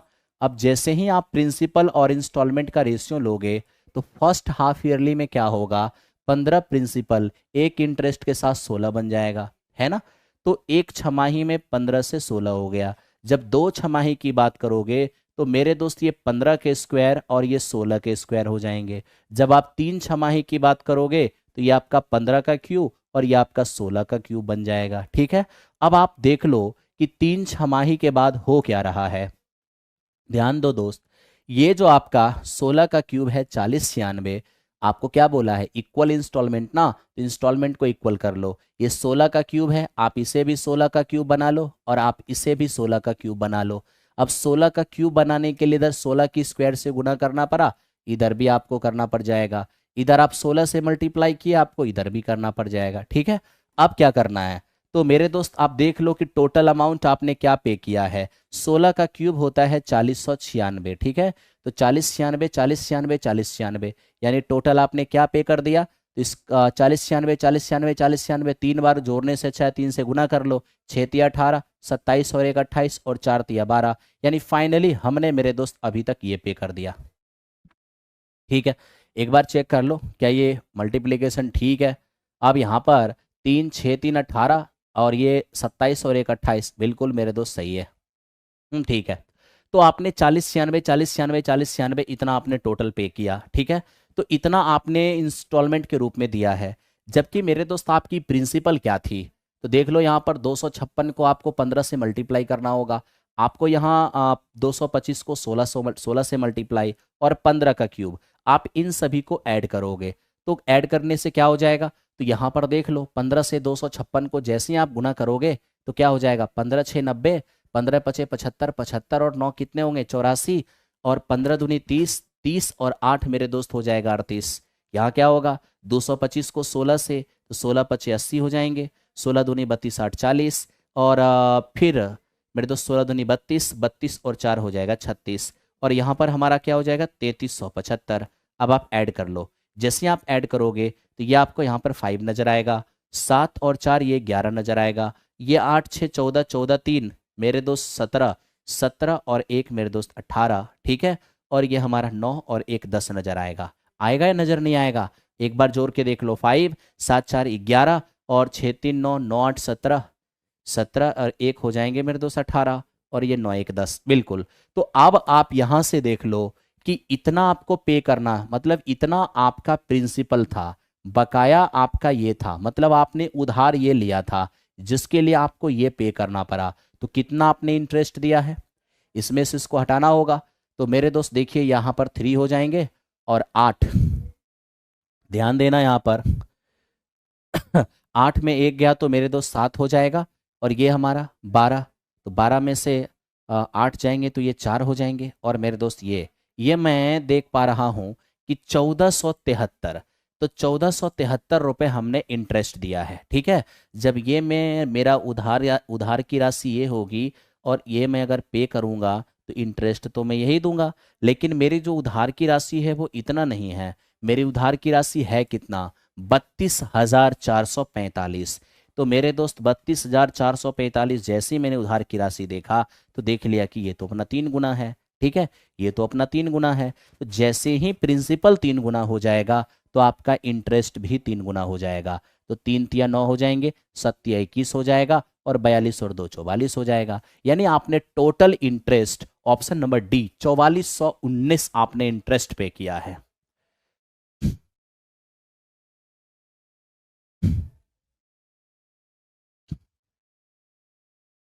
हो गया मेरे दोस्त? चलो, थैंक यू वेरी मच। ये था हमारा आज का 20 नंबर क्वेश्चन। अभी बहुत ही सिंपल सिंपल आगे 10 क्वेश्चन आपको दिखेगा आराम से मेरे दोस्त, सॉरी आगे 9 क्वेश्चन अभी और दिखेंगे, ठीक है। चलिए काम करते हैं, जल्दी से बढ़िए। 21 नंबर क्वेश्चन मेरे दोस्त ये कह रहा है कि किसी व्यक्ति ने एक निश्चित राशि उधार ली है, एक वर्ष के अंत में 4,000 रुपये लौटा दिया, ठीक है, और दूसरे वर्ष के अंत में 7,700 रुपये वो पे करता है और इसे चुकाने के लिए सहमत हो गया। मतलब समझ रहे हो क्या, हम किसी से कुछ पैसे लिए, ठीक है, 1 ईयर के लास्ट में यानी फर्स्ट ईयर के लास्ट में हमने 4,000 लौटा दिया, और सेकेंड ईयर के लास्ट में 7,700 मैंने जैसे ही लौटाया मैं कर्ज से मुक्त हो गया। अगर रेट ऑफ इंटरेस्ट 10% हो तो बताओ मैंने कर्ज क्या लिया था। सबसे पहले आप ये समझो कि अगर 10% से कोई भी प्रिंसिपल बढ़ेगा तो मेरे दोस्त 1/10 से बढ़ेगा, यानी कि साल के शुरू में 10 होगा तो लास्ट में कितने हो जाएगा, 1 बढ़ के 11 हो जाएगा। यानी 10% की रेट से कोई भी प्रिंसिपल हर साल अपने आप का 11/10 होता रहेगा, ठीक है। तो मैं मान लेता हूं कि मैंने x रुपए कर्ज लिया, ठीक है। अब x रुपए मैंने कर्ज लिया तो ये फर्स्ट ईयर के लास्ट में क्या हो जाएगा, खुद का 11/10 हो जाएगा। आप कहोगे हाँ, अब इसमें से मैं 4,000 रुपये लौटा दूंगा तो जो रुपए बच जाएंगे दूसरा साल तो इसी पर इंटरेस्ट लगेगा, यानी दूसरा साल के लास्ट तक ये जो बची हुई राशि है ये भी खुद का 11/10 हो जाएगा, ठीक है। और दूसरे साल के लास्ट तक जितने पैसे बनेंगे इसी को चुकाने के लिए मैंने कितना रुपए दिया है, 7,700 रुपीज दिया है, ठीक है। बस आप इसी को सॉल्व कर लो। अब जैसे ही आप इसको सॉल्व करोगे तो मेरे दोस्त यहां से आप देख सकते हो कि ये 11 सते 77 700 है। अब यहां से 11x और अपॉन 10 हो जाएगा, बराबर में क्या होंगे, 10 से गुना करूंगा 7,000, 4 जाके जुड़ेगा तो ये हमारा 11,000 हो जाएगा, 11 से कट जाएंगे, x का मान हमारा 10,000 हो जाएगा। तो इस तरीके से हमारा आंसर हो जाएगा 10,000, यानी हमने कर्ज के रूप में 10,000 लिया है, ठीक है, कर्ज के रूप में 10,000 लिया है। हमें आपसे बहुत उम्मीद है, आप क्लास स्टार्ट कीजिए। सर जी किस चीज़ के क्लास की बात कर रहे हो मेरे दोस्त? 4.0 के लिए क्लास एप्लीकेशन पर चल रहा है, आप एप्लीकेशन पे आ जाओ, ठीक है। 4.0 के लिए एप्लीकेशन पे क्लास चल रहा है, उस पे आ जाओ आप, ठीक है। चलो फिर से आप देख रहे हो कि ये 22 नंबर क्वेश्चन है। ये हमें कह रहा है कि सर एक डीलर को एक वस्तु को उसके एमआरपी पर 10% के डिस्काउंट से बेचने पर 20% का प्रॉफिट हुआ। यानी एक व्यक्ति क्या कर रहा है, अपने वस्तु के एमआरपी पर 10% की छूट दे रहा है तो उसे 20% की प्रॉफिट हो जा रहा है, ठीक है। अब वो कह रहा है कि अगर सीपी को 28% वो कम कर ले, ठीक है, फिर भी उसे 25% की प्रॉफिट हो जाती हो, तो बताइए एमआरपी पर अब कितने परसेंट की वो डिस्काउंट देता होगा। कोई बात नहीं है, बहुत ही आसान है, आइए इस पर बात करें। तो मेरे दोस्त देखो, सबसे पहले तो मैं सीपी और एमपी का रेशियो तुरंत ले लूंगा। कहोगे वो कैसे? डिस्काउंट देने से अगर प्रॉफिट होता हो तो इस कंडीशन में सीपी और एमपी का रिलेशन होता है 100 माइनस डिस्काउंट परसेंट, इससे हमारा सीपी आता है, और 100 प्लस प्रॉफिट परसेंट, इससे हमारा एमपी आता है। अब देखिए, डिस्काउंट है 10 की, प्रॉफिट है 20, तो 100 माइनस 10 कितने हो जाएंगे? ये हमारा 90 हो जाएगा। और 100 प्लस 20, प्रॉफिट 20 का है ना, तो 100 प्लस 20 ये हमारा 120 हो जाएगा। फाइनली हम देख पाएंगे 30 तिया 90 और 30 चौको 120। ठीक है, अब यहां से आप देखो मेरे दोस्त कि ये हमारे पास 300 है और ये हमारे पास 400 है। आपको पता है मैंने 300 400 क्यों किया? अब यहाँ देखो, सीपी और एमपी का रेशियो 3:4 है। आगे मुझे क्या करना है? सीपी के साथ परसेंटेज एक्शन करना है, तो क्यों ना मैं इसे 300 और 400 कर लूँ, ताकि परसेंटेज एक्शन करना आसान हो। हमें कहा गया कि जो आपकी सीपी है उसको आप 28% से कम कर दो, तो मेरे दोस्त 300 का 28% हो जाएगा 84। जैसे ही इसमें 84 की कमी करोगे तो क्या हो जाएंगे? तो 84 की आपने जैसे ही कमी किया तो ये आपका 216 हो जाएगा। तो ये 216 पता है क्या हो जाएगा हमारा? ये न्यू सीपी हो जाएगा। और हमें क्वेश्चन ने क्या कहा कि 28% की कमी हम भले ही सीपी में कर रहे हैं, फिर भी हम 25% का प्रॉफिट चाहते हैं।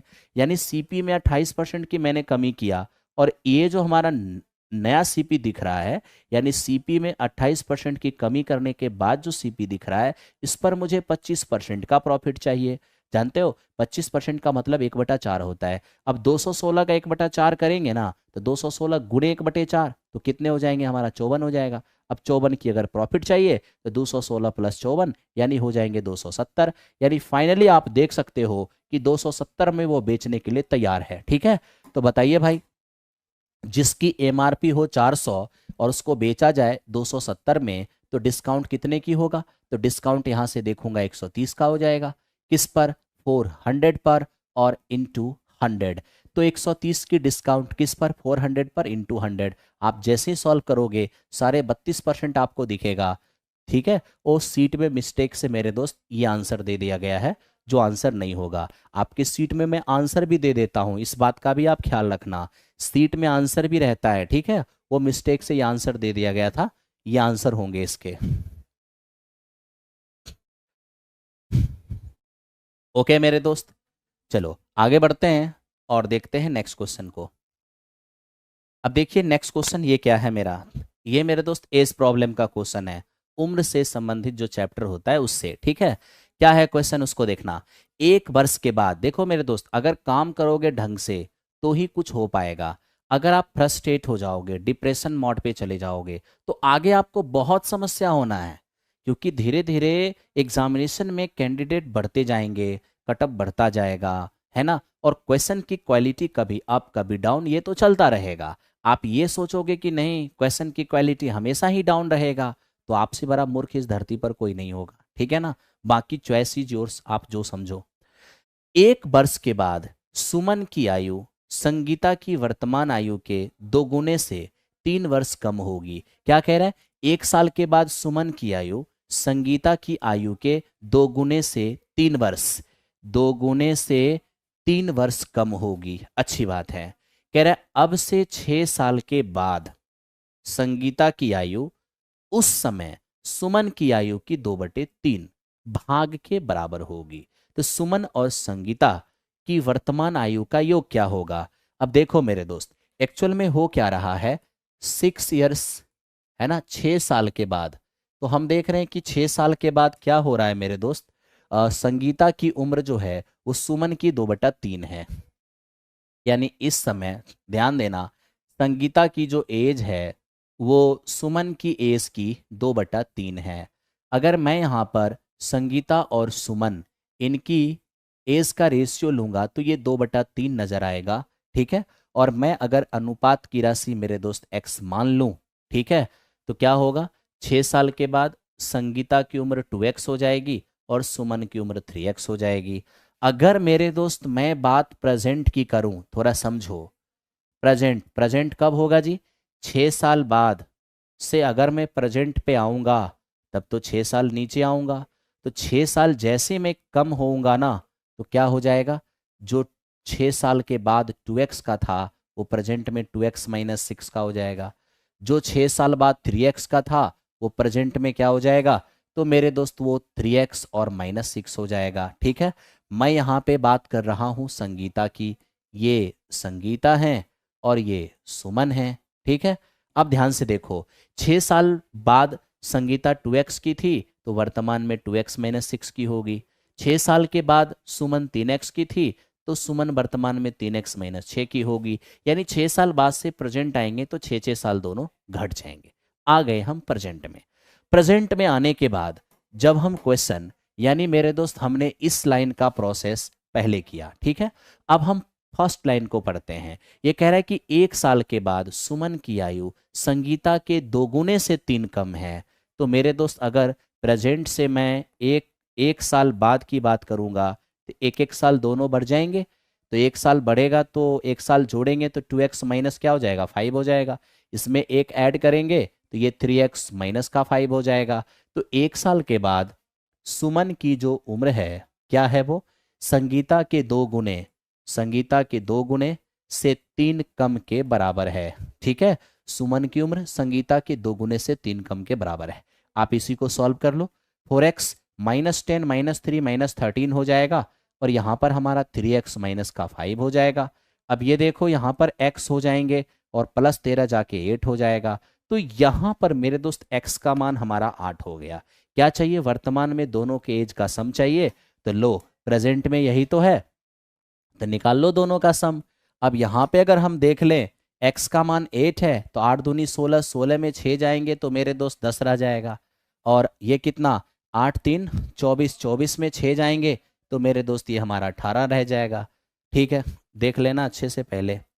8 दूनी 16, 16 में 6 जाएंगे तो ये मेरे दोस्त 10 रह जाएगा मेरा। और यहाँ 8 3 24, 24 में अगर 6 जाएंगे तो ये मेरा 18 रह जाएगा। कहीं तो प्रॉब्लम हो गया कुछ, क्या है? हम्म कोई प्रॉब्लम है किसी को? नहीं ना? तो मेरे दोस्त यहाँ ऑप्शन में 38 है, 40 है। सुमन और संगीता की वर्तमान उम्र का योग क्या होगा? तो देखो प्रेजेंट में मैं यहाँ पे एक बार फिर चेक कर लेता हूँ। ये हमारा 4 है और ये 10 3 13 हो जाएंगे। ये हमारा 3x है, ये हमारा 5 है, ये हो जाएगा x, 13 जाके प्लस में ये 8 हो जाएंगे। 8 दूनी 16, 16 में 6 घटेंगे 10 आ जाएंगे, है ना। और ये 24, 24 में 6 जाएंगे 18 हो जाएंगे। तो इस तरीके से हम प्रेजेंट में इनका जो सम देख रहे हैं, तो ये हमारा 10 है और ये हमारा 18 है। तो ये तो मेरे दोस्त हमारा 28 हो जा रहा है। ठीक है, ये कितने हो जाएंगे, हमारा 28 हो जाएंगे। चलो ठीक है। Suman's as 1 years hereafter will 3 years less than twice the present age of Sangeeta. ठीक है, आफ्टर 6 years फ्रॉम नाउ। अच्छा, अब के 6 साल के बाद।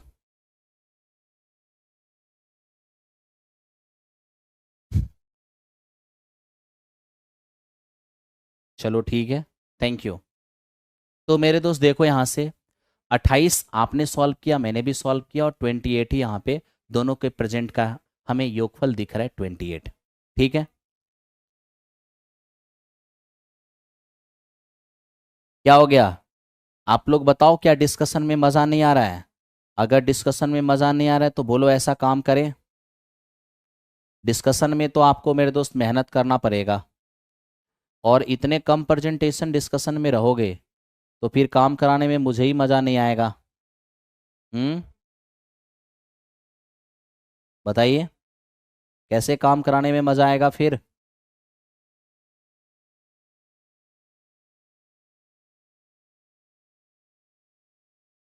हम्म अब ध्यान दो मेरे दोस्त।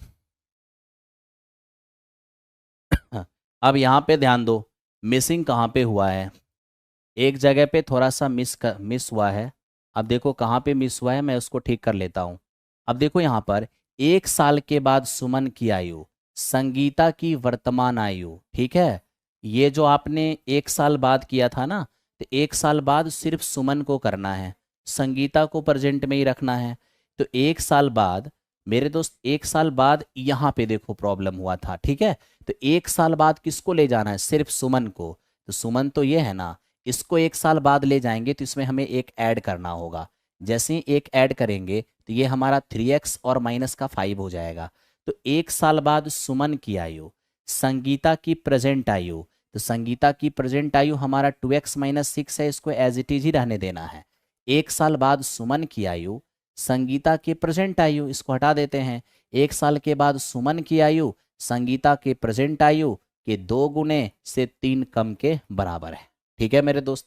अब आप यहाँ देखिए, तो ये आपका हो जाएगा 4x और माइनस 15, और मेरे दोस्त ये 3x माइनस का 5, x बराबर यहाँ पे 10 हो जाएंगे। अब x बराबर जैसे ही आप यहाँ पे 10 देखोगे, ठीक है, तो मेरे दोस्त यहाँ देख लो, ये 20-6 तो ये हो जाएगा 14, और ये 30-6 ये हो जाएगा आपका 24, है ना। और क्या हो गया इस तरह से मैंने देखा प्रेजेंट में संगीता 14 की है, सुमन 24 की है, दोनों को ऐड कर देंगे तो 38 की हो जाएगी। तो इस क्वेश्चन का आंसर हमारा 38 हो जाएगा, ठीक है। तो इस क्वेश्चन का आंसर हमारा 38 हो जाएगा। चलो मैंने 38 कर दिया, ओके। चलिए, तो ये एक अच्छे क्वेश्चन थे। अब देखो यही सभी समस्याएं हो जाती है। अब जब मैं थोड़ा सा ढंग का अगर क्वेश्चन ले आऊं तो आप लोग की लाइव भी गिर जाता है।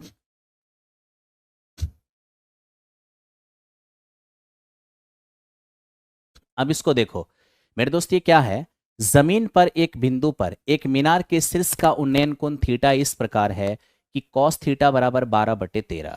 जब बिंदु को मीनार की ओर 288 मीटर लाया जाता है तो उन्नयन कोण इस प्रकार होता है कि साइन थीटा बराबर 3/5। बताओ मीनार की ऊंचाई क्या होगी। अब ये देखिए, ये हमारे पास एक मीनार है, यहाँ ध्यान देना, ये हमारे पास एक मीनार है मेरे दोस्त, ये हो गया मीनार, ठीक है। अब हम ये देख रहे हैं मीनार के जड़ से कुछ दूरी पर, ठीक है, मीनार के जड़ से कुछ दूरी पर एक पॉइंट है जहां से मीनार के टॉप का, जहां से मीनार के टॉप का जो हमारा एंगल है थीटा, ठीक है, जो हमारा एंगल है उसके लिए कॉस थीटा है 12/13। तो याद रखना, मीनार के शीर्ष का इस पॉइंट पर जो एंगल बन रहा है मेरे दोस्त, उसके लिए कॉस थीटा कितना दिया हुआ है, तो कॉस थीटा है 12/13, ठीक है। अब हमें कह रहा है कि यहां से मीनार की ओर, यहां से मीनार की ओर कितना आना है, तो मेरे मित्र 288 मीटर आना है। जैसे ही आप 288 मीटर आते हो तो एक नया पॉइंट मिलता है जहां पर मीनार के शीर्ष का जो एंगल है वो, मान लो कि मेरे दोस्त अगर हमारा अल्फा है तो उसके लिए साइन कितना दिया हुआ है, 3/5, यानी कि यहाँ पे साइन अल्फा हमारा हो जाएगा 3/5, ठीक है। अब आपसे क्या कहा, तो बताइए सर मीनार की हाइट क्या होगी, मीनार की हाइट। अब देखो कितना आराम से हम फाइंड करेंगे, उस पर थोड़ा ध्यान देना। देखो सबसे पहली बात, ये हमारा अल्फा है, अल्फा के लिए साइन का फॉर्मूला क्या होता है, P/H। अगर यहाँ पे B निकालने जाओगे तो 4 हो जाएगा, आप कहोगे हाँ सर। अब देखो कॉस का फॉर्मूला क्या होता है, B/H। यहाँ से अगर P निकालने जाओगे तो आपका 5 हो जाएगा, ठीक है। तो अब देखो अल्फा के लिए, अल्फा के लिए मेरे दोस्त परपेंडिकुलर कितना है, तो ये आपका हो गया 3। और अल्फा के लिए देखो बेस कितना है, तो मेरे मित्र बेस इसके लिए आपका 4 है, ठीक है, कोई प्रॉब्लम नहीं। अब यहाँ से देख लो थीटा के लिए, इसके लिए भी तो परपेंडिकुलर यही है ना, हो गया हाँ। तो थीटा के लिए परपेंडिकुलर है कितना आपका 5, तो मेरे दोस्त ये हमारा हो जाएगा 5, ठीक है। तो मेरे दोस्त ये हमारा हो गया 5, एकदम ध्यान से देखना, ये थीटा के लिए परपेंडिकुलर हमारा 5 है और हमारा बेस कितना है, तो बेस मेरे दोस्त हमारा 12 है, ठीक है। अब यहाँ से अपना दिमाग लगाना, अल्फा के लिए परपेंडिकुलर 3 है, परपेंडिकुलर 3 और बेस हमारा 4, जबकि मेरे दोस्त थीटा के लिए परपेंडिकुलर हमारा 5 और बेस देख लो कितना, पूरा पूरा 12। अब सवाल ये है कि जब मेरे दोस्त एक ही परपेंडिकुलर है तो क्या वैल्यू अलग अलग होगा, नहीं सेम होना चाहिए, नहीं है सेम ना, सेम कर दो। सेम करोगे तो इसको 3 से मल्टीप्लाई करना होगा और इसको 5 से मल्टीप्लाई करना होगा, ठीक है। अब यहाँ पे 5 से मल्टीप्लाई करना है मेरे दोस्त, तो यहाँ भी आपको 5 से करना होगा, आप कहोगे हाँ जी सर। यहाँ 3 से मल्टीप्लाई करना है तो आपको यहाँ भी 3 से करना होगा। अब आप देख लो पूरा का पूरा क्या है, ये पूरा हमारा 36 है, जिसमें ये 20 है, तो ये कितना होगा, 36 में 20 जाएगा तो ये 16 होगा। अब 16 का मान 288 है। अब 16 का मान 288 है तो एक का मान क्या होगा, तो 16 अठे 128 यानी 18 मीटर। अब एक रेशियो का मान 18 मीटर है तो 15 रेशियो का मान क्या होगा, 15 गुने 18 यानी आपका हो जाएगा 270। तो इस तरीके से आपने मीनार की हाइट देख लिया 270। तो देखो ये 270 आपका इस क्वेश्चन का आंसर हो गया।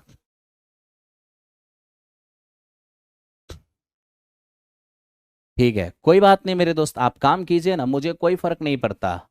मैं इतना जानता हूं कि जो मैंने क्वेश्चन सेट किया है इससे सिलेक्शन रेट बढ़ेगा। ठीक है, इससे सिलेक्शन बढ़ेगा, बच्चे इस पर, वो बच्चे इसको पसंद करेंगे जिनको फाइनली सिलेक्शन लेना है। ठीक है, लेकिन जो यूट्यूब चैनल को एंजॉय करते हैं वो तो इसे पसंद बिल्कुल भी नहीं करेंगे। क्यों? क्योंकि उनको सिलेक्शन तो ऐसे भी नहीं लेना है। ठीक है, और इंजॉय मूड के लिए भी, इंजॉय के लिए तो मैं क्लास कराता नहीं हूँ, है ना। चलो कोई बात नहीं, आओ काम करते हैं। अब यहाँ पे देखो ए क्यू माइनस बी क्यू, और ये हमारा, ये मेरे दोस्त हमारा ए स्क्वायर है। ठीक है, अब ये A Q minus B Q, ये A square plus B square plus A B, और ये हमारे पास 0.45 है, ये हमारा 0.49 है। सबसे पहले मैं आपको एक चीज़ कहना चाहता हूँ कि अगर कभी भी आपके पास ए क्यू माइनस बी क्यू नज़र आ जाए, ठीक है मेरे दोस्त, कभी भी आपके पास ए क्यू माइनस बी क्यू नज़र आ जाए और नीचे में ए स्क्वायर प्लस ए बी और प्लस बी स्क्वायर नज़र आ जाए, तो इसका जो रिजल्ट होगा वो तो ए माइनस बी ही होगा। क्यों? क्योंकि जैसे ही ए क्यू बी क्यू का फॉर्मूला लिखोगे ना, ए क्यू माइनस बी क्यू का, तो मेरे दोस्त ये वाली चीज़ जो है ना वो कट जाएंगे, और यहाँ पर सिर्फ और सिर्फ यही बचेंगे। तो A Q minus B Q by A square plus A B plus B square, ये हमारा ए माइनस बी होता है। तब तो हम यहाँ से, यानी कि इन दोनों के सॉल्यूशन की बात करें, इसकी और मेरे दोस्त सिर्फ इसकी बात कर ले, तो ये क्या बच जाएगा हमारा ए, ठीक है, और माइनस ए और माइनस बी, ये बच जाएगा। ठीक है, तो मेरे दोस्त ये हमारे पास बच जाएगा ए और माइनस बी, ये बच जाएगा। ठीक है, और यहाँ कितना, यहाँ तो मेरे दोस्त ये 0.45 एज इट इज रहेगा, और ये 0.49 भी हमारा एज इट इज रहेगा।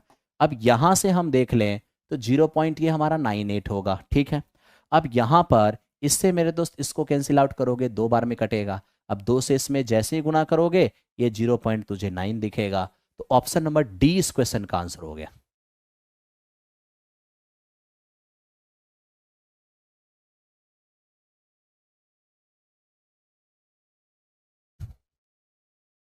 ठीक है दोस्त, तो चलो ये हमारा 25 नंबर क्वेश्चन था। आओ 26 नंबर क्वेश्चन पर आते हैं। इसको देख लो, ये क्या है, ये आपके पास 10 प्लस 1 माइनस 1, 10 माइनस 1 प्लस 1। अब देखो ये क्वेश्चन 10 सेक में हो या कोसेक कॉट में हो, आपको बस एक ही काम करना है, क्या, न्यूमरेटर में जाना है और आप रेशियो को साइन के साथ उठा लेना। ठीक है, अब रेशियो को जैसे ही साइन के साथ आप उठा लोगे तो मेरे दोस्त आपका ये 10a और प्लस मेरे दोस्त ये आपका सेक है। आप बेसिक से सॉल्व करके देखो, यही मेरे दोस्त बचेगा, बाकी कट जाएंगे। ठीक है, तो अब बताओ जरा सा क्या करने मैंने कहा 10 सेक या कॉसेक कॉट में ये क्वेश्चन होगा, न्यूमरेटर में जाना और ट्रिग्नोमेट्रिक रेशियो को चिन्ह के साथ उठा लेना, साइन के साथ उठा लेना, जो आएगा वही आपका रिजल्ट होगा। बहुत करोगे तो आप 10 को साइन बाय कॉस करने जाओगे और सेक को 1 बाय कॉस करने जाओगे, तो मेरे दोस्त यहाँ पर क्या हो जाएंगे, आपका कॉस हो जाएंगे एलसीएम, और ये हो जाएंगे आपके साइन ए और प्लस 1। ठीक है, तो इस क्वेश्चन का आंसर हमारा ऑप्शन नंबर सी हो जाएगा, ये हमारा सी हो जाएगा। चलो आगे बढ़ते हैं, अगले क्वेश्चन को देखते हैं। इसको देखिए दोस्त, ये हमें कह रहा है कि ए बोट इज 18 सेमी त्रिज्या वाले एक वृत्त के सेक्टर का जो एरिया है, यहाँ ध्यान दो मेरे दोस्त, ये क्या कर दिया भाई, इंग्लिश में कुछ और ही लिख दिया, हिंदी में कुछ और ही लिख दिया।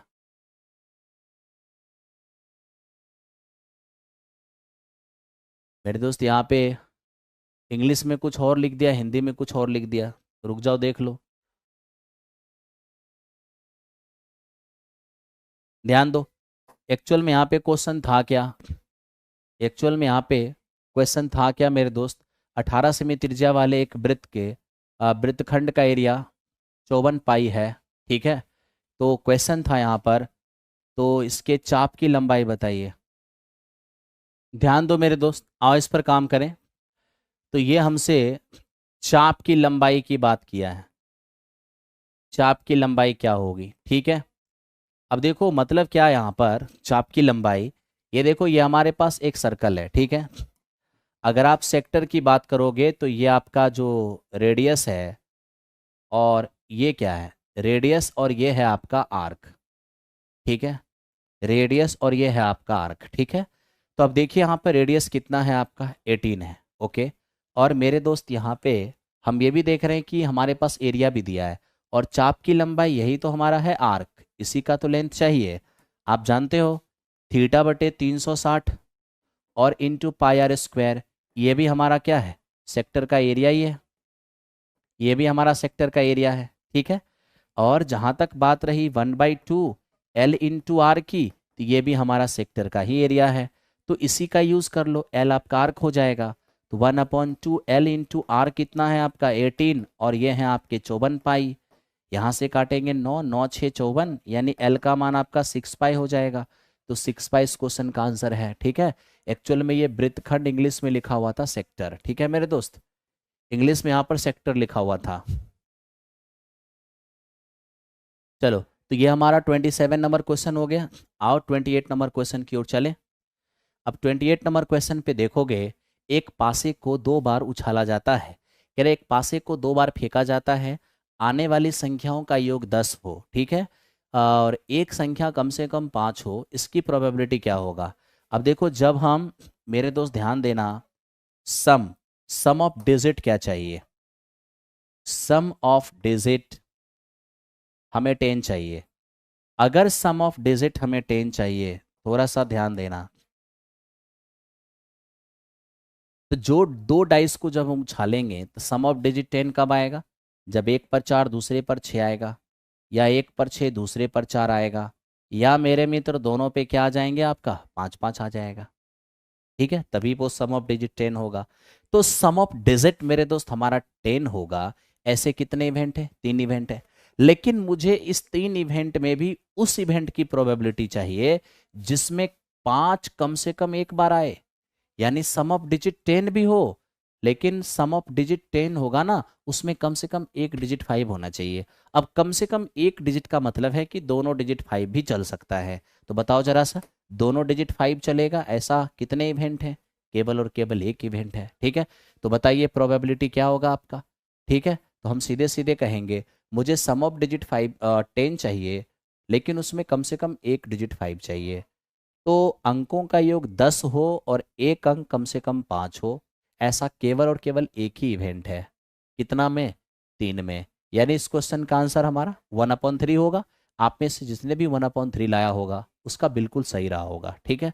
चलो, आज का ये लास्ट क्वेश्चन है, लास्ट क्वेश्चन पे ध्यान दो मेरे दोस्त। ये कह रहे कंटेनर में 20% मिल्क और 80% वाटर है, इसे एक अन्य नमूने जो समान मात्रा में है उसके साथ मिलाया जाता है, जिसमें 80% मिल्क और 20% वाटर है, ठीक है। तो आप बताइए, अगर मैं मिल्क एंड वाटर की बात करूं, एक में 20% और दूसरे में पहला कंटेनर में 20% मिल्क 80% वाटर, यानी मिल्क एंड वाटर हमारा 1:4 हो जाएगा। जिसके साथ मिलाया उसमें मिल्क है 80 और वाटर है 20, 4:1 हो जाएगा। तो मेरे मित्र 4:1 हो जाएगा, ठीक है। तो फर्स्ट फर्स्ट कंटेनर में मिल्क एंड वाटर का ये रेशियो है, सेकेंड कंटेनर में मिल्क एंड वाटर का ये रेशियो है, और हमें कहा गया कि आप इसे मिला दीजिए। अब जैसे ही आप इससे मिलाओगे, ठीक है, और मिलाने का है समान मात्रा में, समान मात्रा में मिलाने कहा है। देखो तकदीर कितना अच्छा है कि पहले से ही समान मात्रा है। कैसे, वो कैसे, मिल्क एंड वाटर मिलके 5, मिल्क एंड वाटर मिलके 5, तो पहले से ही समान मात्रा है। अगर ये समान मात्रा आपको दिख रहा है, ठीक है, तो आप सीधे ऐड कर दो, सीधे ऐड करोगे, ये आपका 5 हो जाएगा, और ये भी मेरे दोस्त आपका 5 हो जाएगा, यानी आपका 1:1, यानी कि नए मिक्सर में जितना मिल्क उतना ही वाटर, तो जितना मिल्क उतना ही वाटर, तो मिल्क का भी इसमें शेयर 50% का हो जाएगा, और वाटर का भी शेयर 50% का हो जाएगा। चलिए, धन्यवाद। आज मेरे दोस्त यहीं पर हमारा क्लास कंप्लीट होता है, और इसके बाद हम लोग कल मिलेंगे एक नए सेट से। हमारा 29 क्वेश्चन का ये सेट था। कल हम यहाँ पर 30 क्वेश्चन से आपके साथ फिर मिलेंगे।